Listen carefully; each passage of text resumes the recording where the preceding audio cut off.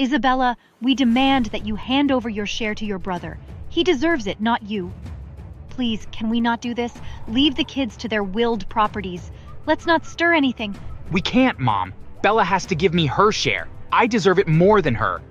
Are you crazy? How dare you? You've been treated better our whole lives. Have I ever asked for more? What the hell makes you think you deserve better? Well, because you're adopted. You're not our real blood, Bella. An adopted child like you deserves nothing. I was silent. A huge blow had been landed on me. I didn't want to believe it. I turned to my mom, my eyes filled with tears. I saw that she was also in tears, her face buried in her palms. What? Are you shocked? Oh, they never told you? You're nothing but an adopted child. He's our real and only grandchild, so hand it over quickly. You heard them right, adopted asshole. Hand it over and go find your parents. That's if you even have one. Their evil laughter echoed in my head, clouding my thoughts and bringing more tears to my eyes. Hi, my name's Isabella, but everyone calls me Bella. I grew up in a home where partiality was. I was born 2 years after my parents' wedding, according to what I was told. My parents told me how happy they were to have me, and how their love for me was formed way before I was birthed. For the first 6 years of my life, I enjoyed life with my parents. They took me out to parks, made me always dress prettily, gave me the best education, and loved me so much. My brother was born a year after my 6th birthday. One day, I heard my classmates discussing their grandparents. They talked about how they always stayed with them during holidays, and how their grandparents spoiled them more than their parents. I sat alone, listening and envying them.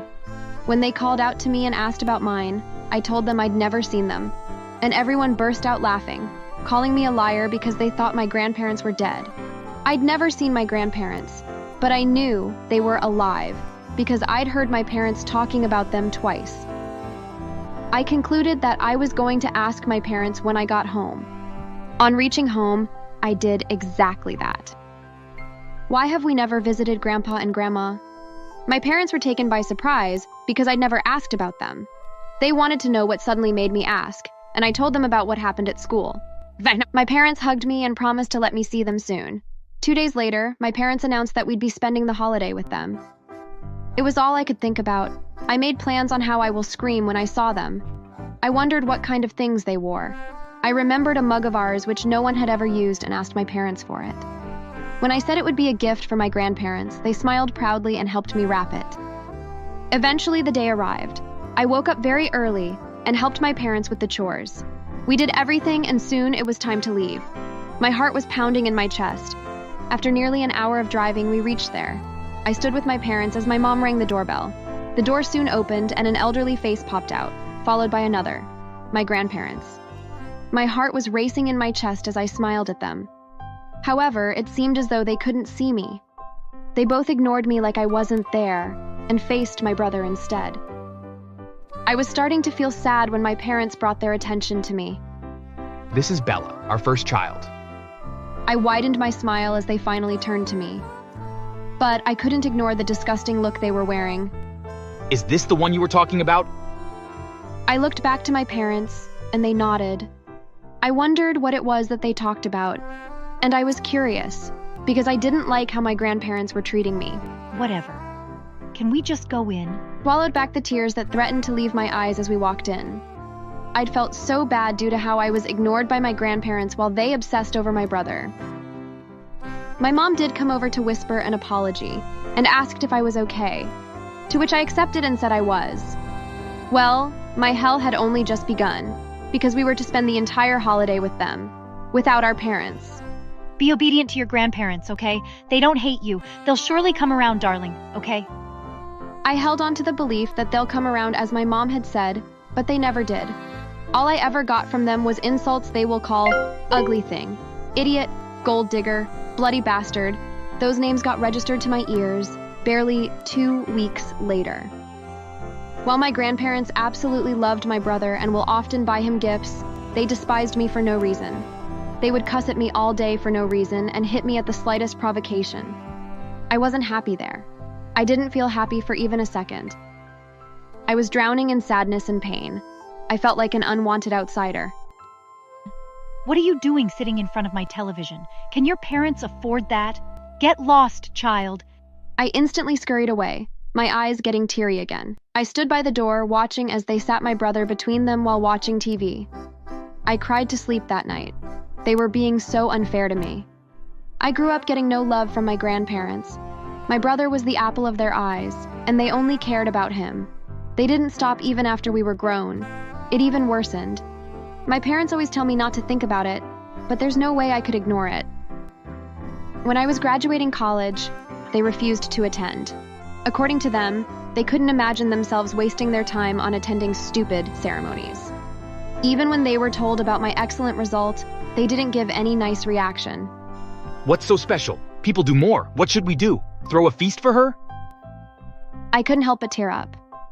Although I was trying to get fully used to them, it wasn't so easy. Their words hurt. When my younger brother graduated high school, they were the happiest. They attended the event fully dressed and had proud smiles dancing on their faces. Those were the same people who called my graduation a stupid celebration. My brother's result wasn't so impressive, but they rained praises on him. They called him their real grandson, their sunshine, every good name they could think of. I tried my best to ignore them. About a week after his graduation, I got a job. My parents were super proud of me for getting a good job so quickly.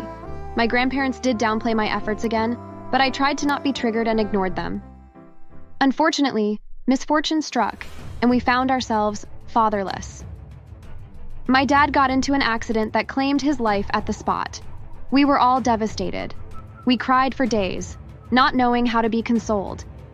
At his funeral, our tears were fully released. My grandparents consoled my brother while I comforted my mother. There was no one to console me, but I didn't mind. Seeing my mom and brother being comforted was enough for me. A month after mourning him, his will was read to us. In the will, my dad had given quite a large part of his property to me, but gave a bigger part to my brother. Was I surprised? Well, a little. I was older than him, so I'd expected more. However, it was his properties, so I accepted his decision. But my grandparents didn't. Isabella, we demand that you hand over your share to your brother. He deserves it, not you. Please, can we not do this? Leave the kids to their willed properties. Let's not stir anything. We can't, Mom. Bella has to give me her share. I deserve it more than her. Are you crazy? How dare you? You've been treated better our whole lives. Have I ever asked for more? What the hell makes you think you deserve better? Well, because you're adopted. You're not our real blood, Bella. An adopted child like you deserves nothing. I was silent. A huge blow had been landed on me. I didn't want to believe it. I turned to my mom, my eyes filled with tears. I saw that she was also in tears, her face buried in her palms. What? Are you shocked? Oh, they never told you? You're nothing but an adopted child. He's our real and only grandchild, so hand it over quickly. You heard them right, adopted asshole. Hand it over and go find your parents. That's if you even have one. Their evil laughter echoed in my head, clouding my thoughts and bringing more tears to my eyes. My lips trembled with my whole body. I agreed to give my share to him before leaving the house. I didn't have anywhere to go. I didn't even want to go home. While walking, tears streaming down my eyes, I heard someone calling my name. I turned and saw my mom. She'd collapsed on the floor, sobbing heavily. I walked back to her and she pulled me into a hug, crying and apologizing for not telling me. She didn't want me to feel like an outsider. They'd cooked up the story of my birth to make me believe I was truly a part of them as she and my late father felt. She'd told me that my dad willed more to my brother, so it wouldn't seem like he valued me more. I understood that it was to avoid problems. My mom asked for forgiveness, and I surely forgave her. She'd taken care of me and never showed it to me for even a minute that I was adopted. We went home together. The next day, she tried to go talk to my brother who was already living with my grandparents, but he kicked her out, accusing her of choosing her adopted child over him. Well, I told my mom not to worry about it. We continued our lives in the small apartment I rented after my grandparents asked us to leave my father's home. I worked even harder and tried my possible best to take care of my mom. Luckily for me, I was promoted to a higher position after 3 months. I was given a house that wouldn't be taken back, even when I leave the company, alongside a company car. My mom was so proud of me. Together, we moved there. I was earning more, so life was going well between us. My mom did try to contact my brother again, but was told that he'd relocated to Canada with my grandparents. She was heartbroken to see that he'd abandoned her, but I comforted and assured her that I would never leave her. We were happy together. The next year, my boyfriend proposed to me. The proposal was planned by him and my mom. As I agreed to marry her, my mother got overwhelmed with her emotions. I can't believe my little baby is going to get married. Oh dear, I'm so happy for you, my darling. I burst into tears too, hugging her. I wished my dad was there, but I also knew he'd be happy wherever he was. While we were making preparations for the wedding, my grandparents suddenly visited my house. They looked so tattered. As I saw them, I knew something bad had happened. They explained that they got deported from Canada after my brother got them into trouble by drinking and doing drugs. He'd smuggled drugs into their bags on their vacation with him from Mexico, and they were caught by the police. Luckily, they'd found out that my brother had put it in there, so they were released, but immediately deported. Meanwhile, my brother was detained. They'd sold off the properties to bail him out, as huge money was required, but they'd been scammed by a corrupt judge and police officer who claimed to be able to help them, and they lost both the properties and money. The police and judge were never seen after that. My grandparents had become hopeless and needed my help. My mother and I burst into laughter. Well, I'm in the middle of planning my marriage. I can't afford to shoulder anyone right now. Besides, we're not related by blood, remember? I don't help anyone who isn't blood related. I'm happy with my mom in this mansion, which I'll soon leave for her to own alone, and the car, which will soon be hers, along with my fiancé, who's filthy rich and values Mom and I. I don't see myself being happy with you both in my lives, so I can't help. And for the boy in the prison, I have no idea who he is. After all, I'm only an adopted asshole. Now, before I ask the security to throw you both out, get out of my house. Bella, please don't do this to us. You heard the girl, idiots. Get lost. They were trying to beg more, but I didn't want to listen anymore. I called out to the security guards and ordered for my grandparents to be thrown out. I intentionally rubbed my life in their faces, so they would know that my mother and I were doing well without them. I later heard they now have to work in a warehouse to sustain themselves and are constantly complaining of backaches. Their boss is a former classmate of mine. When I told him how my grandparents treated me, he intentionally made them work long hours. I later heard my ex-grandmother fell from the stairs in the warehouse and now uses crutches and can't work anymore. So my grandfather is the only one working and taking care of his sick wife. Sometimes I pity them, but then they can go to hell for all I care. And my brother can rot in jail. I heard he was given 23 years imprisonment, which he deserves even more than that. Thanks for watching. Please subscribe. I was dumbfounded and I really didn't know what to do. I of course took care of Jack after all, he is my nephew, but I had never anticipated having to not only pay for my own expenses, but those of a growing baby as well. I did my best, but I just couldn't make ends meet, and so I called Stacy. Stacy, you need to come home. I can't afford to take care of your son and pay my own bills. Oh, for crying out loud. Don't be so stupid and bother me with this. Figure it out. I've tried, but I'm really struggling here. I don't care. He's your kid now. I want nothing to do with him. If you need help, give his father a call. I had always known Stacy was irresponsible, but I never imagined she would just abandon her own child like this.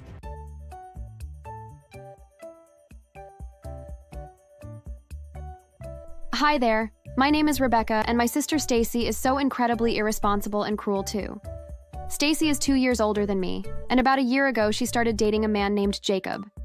He was really good for her, and he honestly came across as being a very upstanding and wonderful man. But of course, Stacy cheated on him and the relationship ended, but not before Stacy became pregnant. Of course, she didn't tell Jacob about the child, and later she gave birth to an adorable baby boy that she named Jack. From the moment I saw Jack, I loved him and wanted to spend all my free time playing and caring for him. Sadly, I am unable to have children of my own, and so instead, I wanted to live vicariously through Stacy. After she had recovered from her pregnancy, Stacy dropped a bombshell on me. So now that the little monster is old enough, I can finally live my dream. Old enough? He's only a couple months old. And what dream? What do you mean? Oh, shut up, Rebecca. You know that I've always dreamed of being a movie star, and besides, you love kids, so you can watch Jack for me, right? What do you mean? What are you gonna do? Stacy was very cagey about what she meant, but a week later I found out.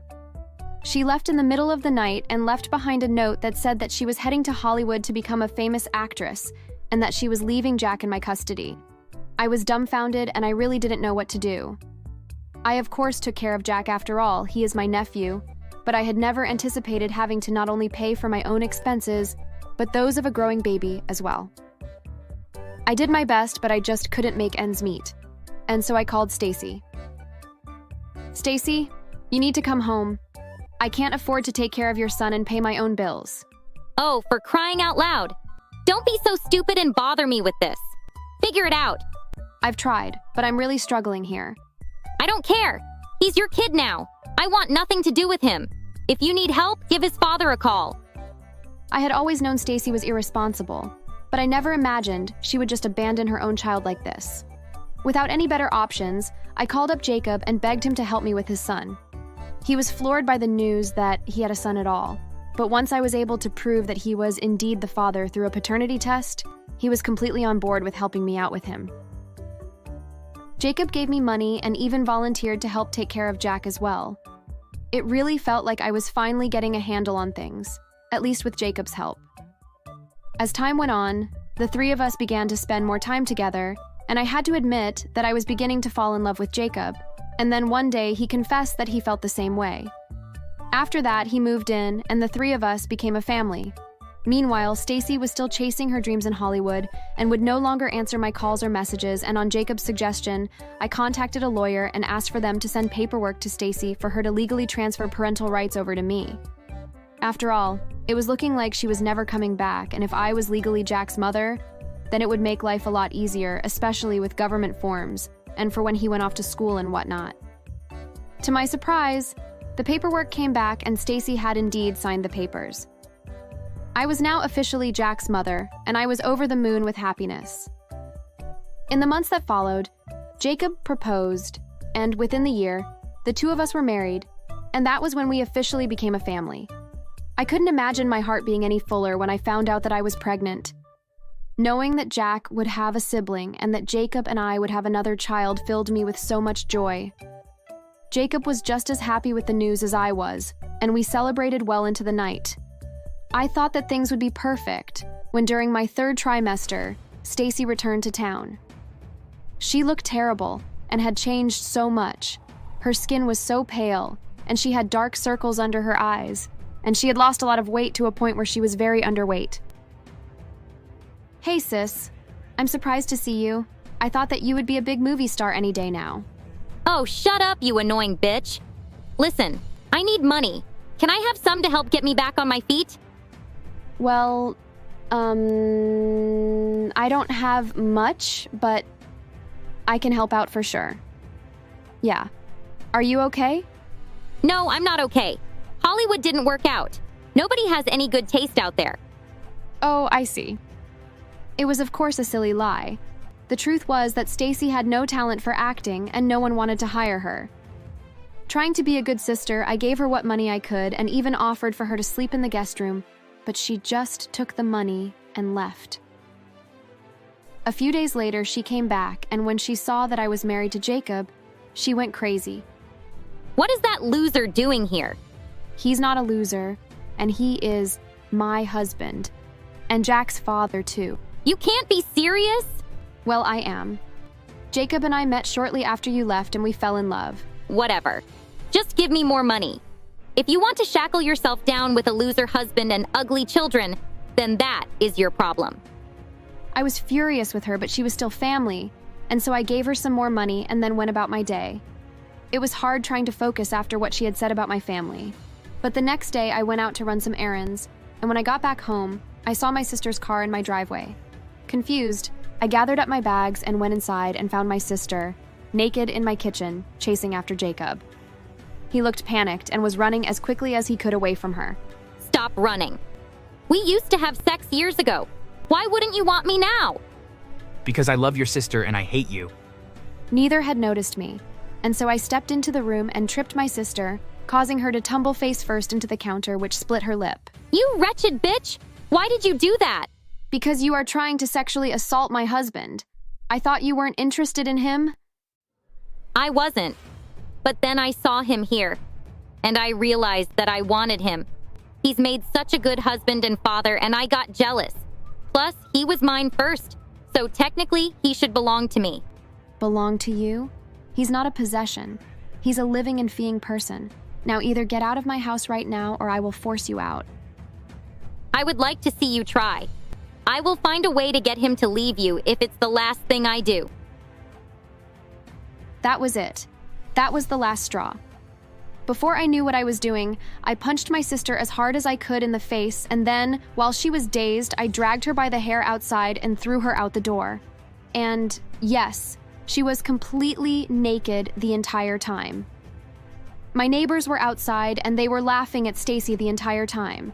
Maybe I should have had some sympathy for her, but after the way she was behaving, I just couldn't. An hour later, I received a call from her begging me to help her bail out of jail. Apparently, someone had called the police and she had been arrested for public indecency. I can't say that she didn't deserve it, and honestly, it made me chuckle when she told me. I then told her that she wouldn't get another penny out of me or Jacob ever again, which made her incredibly angry. She swore and declared that as soon as she got out of jail, that she would come and kill both Jacob and I. I really couldn't believe that this strange woman was my sister. It honestly felt like she had been completely changed. I later found out that a large part of that was due to her getting involved with the wrong kinds of people while she was in Hollywood and getting addicted to drugs. Knowing this, Jacob and I took out restraining orders against her, and within 1 week of being let out of jail, she broke the order and tried to assault Jacob a second time. She was convinced that if he would just sleep with her, that he would leave me and take her back. But instead, he called the police to report her. But by the time they showed up, she had fled the scene. The absolute worst was a week later. Jacob was at work, and I was watching Jack and was busy making us lunch when I heard glass shattering and turned to see Stacy in our home. She had a knife and some rope, and it was clear that she meant me harm. Before I could react, she ran towards Jack, which made my motherly instincts go into overdrive, and I leapt at her and punched her until she stopped moving.